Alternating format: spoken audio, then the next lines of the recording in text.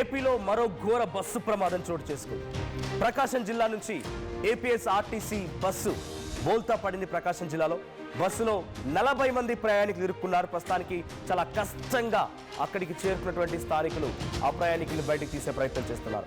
ఈ సంఘటన ఎగ్జాక్ట్గా పెద్దారవీడు మండలం మద్దలకట్ట వద్ద ఈ ప్రమాదం చోటు చేసుకుంది. సో నూజివీడు నుంచి శ్రీశైలం వైపుగా వెళ్తోంది ఆర్టీసీ బస్. ఈ ఆర్టీసీ బస్సులో 40 మంది ప్రయాణికులు ఉన్నారు. అది ఎగ్జాక్ట్గా అక్కడ లోయ ప్రాంతం, ఇక్కడ లోయ ప్రాంతం లాంటిది, పైన అటువైపుగా రోడ్డు ఉంది. ఆ రోడ్డుకి ఇటువైపుగా కొంత లోయలా కనిపిస్తోంది కిందికి. ఆ లోయలో ఇప్పుడు ఆర్టీసీ బస్ పడిపోయింది. సో నూజివీడు నుంచి శ్రీశైలం వైపుగా వెళ్తోంది ఈ బస్సు.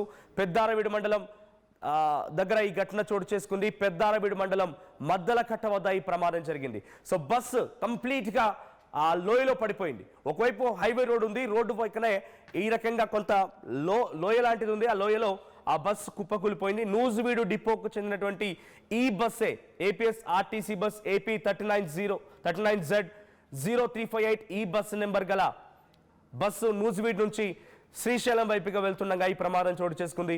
ఆ లైవ్ విజువల్ చూస్తూ ఉంటే అర్థమవుతుంది బస్సు ప్రమాదం ఎంత తీవ్రంగా జరిగిందనేది.